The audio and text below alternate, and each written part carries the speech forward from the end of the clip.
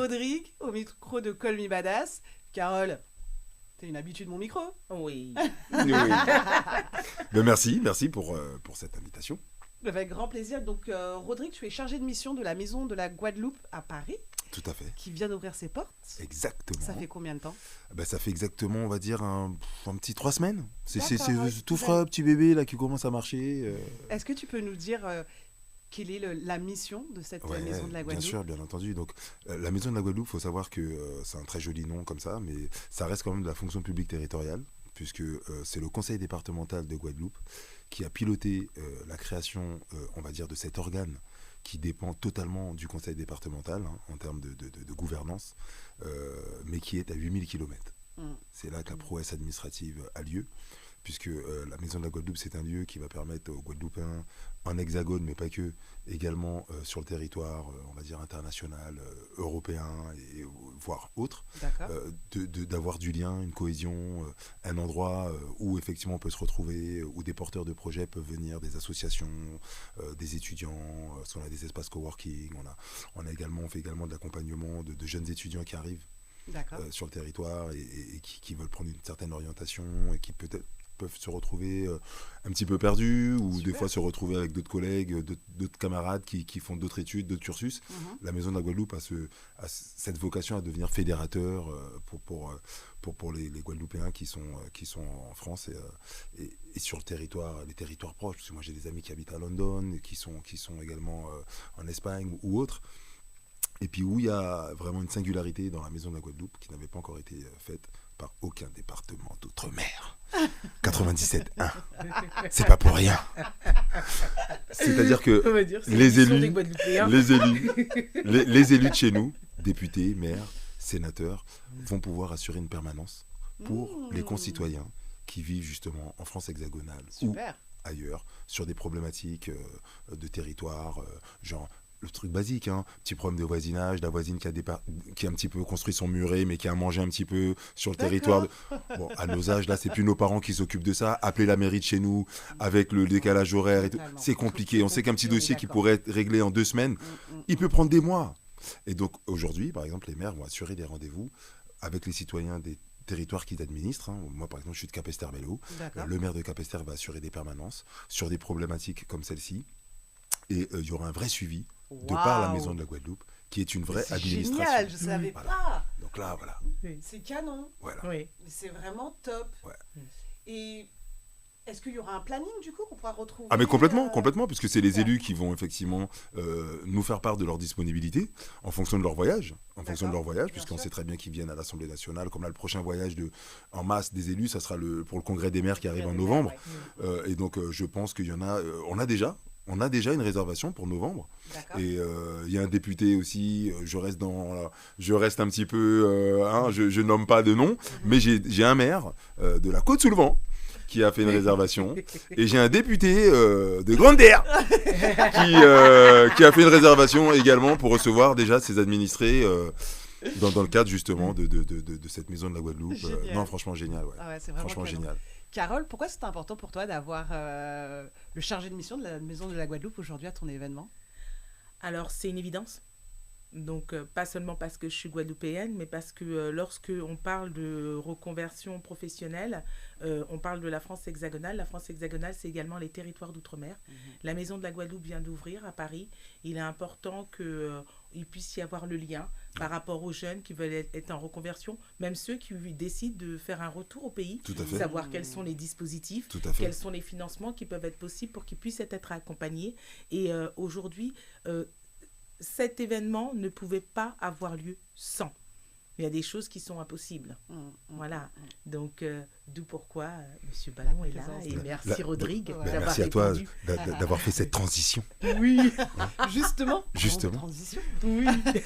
Est-ce que tu pourrais nous donner quelques exemples de dispositifs, alors Carole en parlait, de dispositifs de reconversion ou de retour au pays? Alors, voilà. La Maison de la Guadeloupe, même si c'est effectivement dans un cadre administratif, puisqu'on dépend du conseil départemental, c'est la fonction publique territoriale. Moi, je viens du ministère de la Culture, fonction publique d'État, d'accord ? Je pars en détachement sur la fonction publique territoriale, mais quand on va faire les accompagnements de retour au pays, ça sera dans le service public, mais pas que. D'où, encore une fois, la transition avec Carole pour les formations, puisque nous avons des jeunes, une fois qu'ils arrivent sur le territoire hexagonal, pour un cursus universitaire ou un cursus de formation quelconque, une fois qu'ils sont formés, il y en a qui décident de rentrer tout de suite avec leur bagage et de faire leur expérience et leur expérimentation en Guadeloupe. Il y en a qui prennent de l'expérience ici, et qui après, justement, avec cette expérience, veulent retourner en Guadeloupe, mais peut-être veulent refaire un nouveau bilan de compétences, veulent peut-être faire une formation, parce que c'est peut-être un métier qu'ils ont appris sur le tas, mais aujourd'hui, ils voudraient peut-être avoir une formation diplômante pour certifier le niveau atteint, et retourner au pays vraiment avec un vrai savoir-faire, des vraies compétences, et pouvoir les faire valoir. Et d'où effectivement, cette connexion avec Carole qui ne pouvait pas ne pas exister, puisque clairement on fait de l'accompagnement au retour au pays pour des jeunes qui sont ou des moins jeunes, parce que effectivement quelqu'un qui est arrivé de Guadeloupe avec son bac en poche, 17, 18, 19 ans, qui à l'issue d'un BTS, une formation plus longue universitaire, devient, je ne sais pas, pharmacien comme on en a, ou kinésithérapeute, et voudrait retourner en Guadeloupe parce qu'entre-temps il a fait une spécialisation dans eh ben, effectivement, on pourrait l'accompagner dans ce retour au pays par rapport à ses compétences, savoir si effectivement peut-être le conseil départemental pourrait peut-être avoir besoin justement d'un kiné, sait-on jamais, au travers des maisons peut-être de personnes âgées qu'il gère ou autres, puisqu'on sait que les compétences d'un conseil départemental, c'est également de s'occuper des personnes âgées de son territoire, avec les structures qui vont avec. Et concernant quelqu'un qui serait peut-être... On va dire dans la trentaine, qui a fait 10 ans d'expérience sur le territoire, qui veut rentrer lui aussi, ou alors peut-être il y en a qui veulent carrément se réorienter aussi.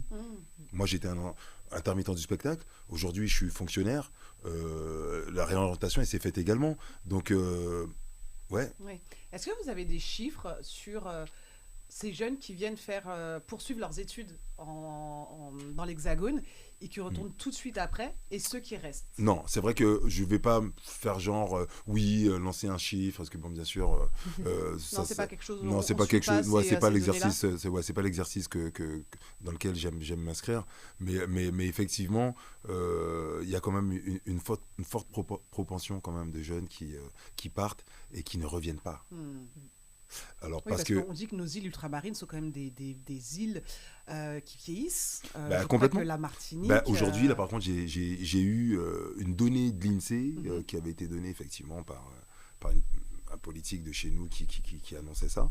Et pour la première fois de notre histoire, et ça, c'est pas que la Guadeloupe, c'est les Outre-mer. Pour la première fois, Guadeloupe, Martinique, Guyane, pour la première fois de notre histoire, on a un taux de fécondité inférieur au taux de mortalité. C'est-à-dire que si on continue comme ça, nous aussi, le renouvellement de notre population ne se fera pas. Et c'est la première fois que ça nous arrive, qu'on a plus de mortalité que de naissance sur nos territoires. Donc si on rajoute à ça la fuite des cerveaux, parce qu'il y a plein de gamins qui effectivement super doués, ils partent faire des études. J'ai des potes qui sont partis au Canada, ils sont à Londres, ils sont aux États-Unis, et puis ils sont tellement diplômés qu'à un moment donné, il n'y a même pas le domaine de compétences sur l'île. Ils reviennent comment? Est-ce qu'il va y avoir des pistes de réflexion avec la maison de la Guadeloupe sur tous ces sujets? Forcément, parce que justement, là, le vaisseau mère, qui est le conseil départemental, a vraiment mis une orientation sur ça. A vraiment mis une orientation sur ça pour que demain, la Guadeloupe puisse également s'inscrire dans justement ce progrès, cette modernisation, mais pas au détriment de nos valeurs, pas au détriment de tout ce qui fait qu'on est Guadeloupéen. Ah oui. Carole, on va revenir sur le sujet de la rémission. Oui. Est-ce que l'identité culturelle influence la manière de vivre la guérison? Pourquoi je te pose cette question? Alors, peut-être que rien à voir avec le sujet, tu vas me dire, bah non, mais on vit la guérison partout pareil. Mais j'ai quand même cette espèce d'impression que... Alors, chez nous, les femmes guadeloupéennes, tu vois, désolée, mais je vais être très centrée sur la femme. Oui. Chez nous, les femmes guadeloupéennes ou les femmes ultramarines, il y a ce truc où on doit être une femme forte, quoi, tu vois. On tient le foyer, on est des femmes douboutes, on est des potomitans. Et j'ai l'impression que, justement, au contraire, tu vois, elles n'osent pas parler de ses faiblesses. Je sais pas, j'ai pas fait d'études dessus, ce n'est juste... Une impression. Alors, c'est ça. Moi, je vais te parler de mon vécu. Parce que moi, ça fait 30 ans que je suis sur le cancer et que j'accompagne les personnes. Et je l'ai fait pendant 17 ans en Guadeloupe. Donc, je peux te D'accord. parler de la femme guadeloupéenne atteinte du cancer. La femme guadeloupéenne atteinte du cancer, la première chose à laquelle elle pense, c'est à sa féminité. On a pas mal d'associations où on intervient même au niveau des cliniques sur le mari-tête, sur pas mal de choses. On a les femmes qui se mettent au gros cas.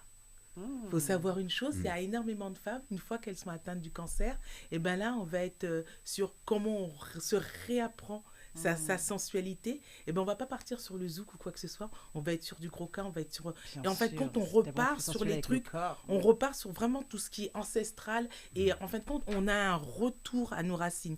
On a un retour sur À notre l'essence manière, même à de ce qu'on est. notre manière de manger. La manière de manger d'une femme atteinte du cancer sur les territoires ultramarins, contrairement sur le territoire hexagonal, c'est-à-dire que on va se mettre à faire son pain avec la farine de frire à pain. On va faire toutes ces choses qui fait que même maintenant qu'on fait la semaine du goût en Guadeloupe, et dernièrement la mairie de Capesterre l'avait très bien fait parce que je suis de Capesterre aussi, et ben on va dans les écoles et on initie les gens à manger vraiment du local. Donc il y a vraiment des choses qu'on se réapproprie et on se rend compte que bah oui, je mangeais ça, il y avait trop de graisse, et là on commence à expliquer bah oui, quand il y a trop de graisse sur tel ou tel plat, c'est ce qui fait que on a le taux d'insuline qui monte, et puis après avoir mangé on est KO, on a besoin de cette petite sieste, et puis quand on change l'alimentation, bah c'est bizarre, cette sieste là elle n'arrive pas. Donc en fin de compte ça aide énormément. On a la chance d'avoir la mer, donc on fait des groupes avec les femmes où on les emmène à la plage, même celles qui ont eu des ablations du sein. En Guadeloupe on est vachement avancé. On a le Crèves des Antilles-Guyane. Il faut savoir qu'il y a pas mal de choses qui ont été inaugurées. On a une salle d'escrime qui a été inaugurée pour toutes les femmes qui ont eu le cancer du sein, pour faire de l'escrime, comme pour qu'elles s'apprennent à bouger. Il y a des cours de boxe, il y a de l'athlétisme pour les femmes post-cancer. Tout ça, c'est au niveau du Crèves des Antilles-Guyane. Donc, on a une multitude de choses. Et encore, moi, j'ai appris le cancer du sein chez l'homme, je l'ai appris en Guadeloupe. Et je l'ai appris grâce au président Chingan, qui est l'ancien président de la Ligue contre le cancer de Guadeloupe. Malheureusement, il est décédé, mais il a eu un double cancer du sein. Et ça a été le premier à se battre, à dire qu'il fallait parler, qu'il fallait faire diagnostiquer, faire de la prévention pour les hommes. Et aujourd'hui, on retrouve ces récits, et il a été précurseur. Derrière, la Martinique l'a fait. Et par rapport au cancer du sein chez l'homme, on peut dire que sur les territoires d'outre-mer, notamment sur la Guadeloupe, on est précurseur avant la France hexagonale. Donc, il y a énormément de travail qui est fait. On a des courses, on a pas mal de choses. La dernière course qu'il y a eu, qui s'appelle les foulées du ruban rose en Guadeloupe, a réuni quand même 10 000 personnes pour courir, pour la prévention. C'est énormément de personnes. Oui, à l'échelle de chez nous, bien sûr. C'est énorme. Moi, pendant 5 ans, j'organisais les courses pour récupérer des fonds pour le cancer et ainsi de suite pour les femmes. Donc, c'était de l'organisation avec le conseil départemental, le conseil régional. On a vraiment des politiques qui sont très engagées. Dernièrement, on a des politiques qui se sont mis sur les réseaux et c'est marrant de les voir parce qu'ils expliquent comment on fait l'autopalpation chez l'homme. Donc, ils ont fait des petites vidéos comme ça sur Instagram et tout. Donc, on a vraiment un département, même les territoires d'outre-mer qui sont très impliqués là-dessus, parce qu'on n'a pas que le cancer du sein, on a le cancer de la prostate, malheureusement, avec le chlordécone, avec pas mal de choses. Donc, il était important d'aller vers la prévention, expliquer aux gens, aller au-devant de la population, surtout lorsqu'on sait que c'est suite au chlordécone et il faut expliquer à la population, comment on va faire, pas qu'on reste dans l'impostulat et, comme on dit, on va au-delà de la résilience. Bien sûr. À tous les deux, comment il encore aujourd'hui pour mieux relier les dispositifs d'accompagnement, que ce soit sur la reconversion, la transition, la rémission, entre l'Hexagone et les îles ultramarines? Moi, je vais être clair, hein, ça va tenir en 2-3 mots. Il manquait la maison de la Guadeloupe. Non, plus sérieusement, parce qu'effectivement, on sait tous qu'on peut avoir de super compétences, nous tous les trois là réunis, mais on est chacun dans notre coin. S'il n'y a pas quelqu'un qui nous met en relation pour dire Nelly, ah ouais, tu fais ça, Carole, mais il y a Rodrigue qui fait ça, mais je crois que vous pouvez faire un truc là avec ça, là. Totalement.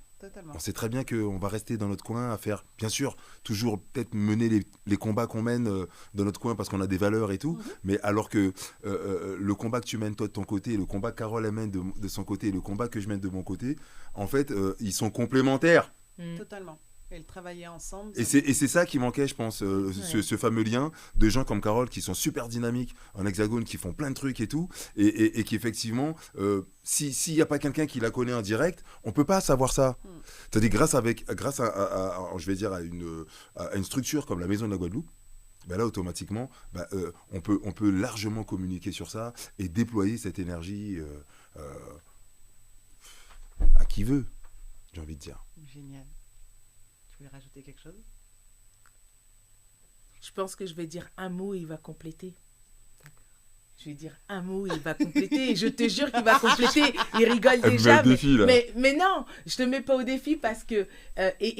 tu vas compléter. Il manquait la maison de la Guadeloupe. Et la maison de la Guadeloupe, elle est venue également avec le réseau GIN. Vas-y. Exactement, parce que, encore une fois, on est vraiment dans un endroit de transition. Tu vois, je t'ai pas défié. Non, parce que le réseau GIN, effectivement, qui veut dire la Guadeloupe est en nous, qui est un réseau qui a été effectivement mis en place également par le conseil départemental, qui pour une première fois, nous avons un réseau guadeloupéen pour les amoureux de la Guadeloupe, pour tous ceux qui contribuent à faire rayonner la Guadeloupe. Et c'est un réseau qui a pour vocation de rassembler et de répertorier tous les Guadeloupéens qui sont sur la planète, quoi. Canada, Australie, Londres, machin, en fonction des domaines de compétences, des loisirs et tout, tu mets ce que tu veux. Demain, tu veux aller au Canada, tu regardes peut-être, il y a quelqu'un une Guadeloupéenne ou un Guadeloupéen qui est animateur radio ou qui est dans le showbiz ou peu importe. Ah, bah, attends, j'envoie un message. T'es dans le réseau GIN. Voilà. Quand tu viens au Canada, on se voit. Je te donne 2-3 links. Des étudiants qui veulent peut-être finir un cursus universitaire au Canada, comme on va souvent au Canada, Montréal, tu as déjà 2-3 Guadeloupéens qui sont installés là-bas, tu peux vite demander quelle est la réalité du moment à l'instant T là-bas, au lieu de regarder aux informations ou des rumeurs, pour louer une maison c'est difficile. Non, tu as quelqu'un sur place qui va te dire, bon, c'est quoi, pour louer une maison là, en ce moment c'est tant, voilà le prix du marché, voilà. Et puis tu viens avec des diplômes, tu veux faire telle formation, attends, je connais un tel, faire vraiment des liens, quoi. Comme certaines communautés font, qui fait qu'ils arrivent quelque part et on se demande comment ça se fait que 2 semaines après, le mec il travaille déjà, le mec il a déjà sa maison, parce qu'il y a une préparation pour ça. Et aujourd'hui on a trop de Guadeloupéennes et de Guadeloupéens qui excellent dans plein de domaines dans lesquels on ne les attendrait jamais, mais qui sont isolés en fait. Et ce réseau GIN, j'espère, va nous permettre de... J'espère aussi. Oui. Ouais. Donc tu vas t'inscrire. Bien sûr. C'est sûr même. Puisque nous avons j'aurais dû ramener un petit prospectus. C'est vrai que mon sac est resté, j'ai envie de dire, en loge. Mais je vais te donner le lien pour que tu puisses très rapidement t'inscrire. C'est sûr. C'est hyper important pour moi. C'est hyper important. C'est hyper important. Et ça encore, c'est à l'initiative du conseil départemental et du président Guy Losbar qui a vraiment cette volonté de moderniser la fonction publique dans un premier temps et à travers justement cet outil qui est la Maison de la Guadeloupe, qui est un outil pour tous les Guadeloupéens. C'est les Guadeloupéens qui doivent le faire vivre, qui doivent réserver, envoyer, parce que c'est sur réservation. C'est vrai que on n'y va pas du style comme ça, parce qu'on a voulu, j'ai envie de dire, donner une dynamique aussi de discipline pour notre communauté, du style, c'est gratuit, bien sûr, c'est la fonction publique, c'est gratuit. Ils ont fait des très très beaux locaux, d'ailleurs je t'invite à venir nous voir très rapidement, où on a 2 espaces coworking, on a un espace aussi, on est au 4e étage, avec 2 espaces coworking qui permettent de faire des réunions, recevoir les gens, réserver 1 heure ou 2 pour justement faire un petit coworking, il y a du wifi partout. On a au 6e étage un autre espace qui nous sert également de salle d'exposition pour mettre en valeur nos artistes guadeloupéens. Donc en ce moment même, et pour 6 mois, on a des artistes, des créateurs de sneakers, des peintres, de la photo, un peu de tout. Et cet espace peut servir également de salle de réunion. D'accord. de salle de réunion. Demain, tu veux peut-être déplacer ton émission. Tu as une émission itinérante que tu veux faire à la maison de la Guadeloupe parce que le sujet s'y prête. Oui. On te met à disposition cet espace. Tu reçois les gens avec le matos et tout. On fait une émission en direct de la maison de la Guadeloupe. C'est parti pour un événement, pour un truc. Elle est faite pour ça, quoi. Aussi. Je crois que le message est passé. Ouais.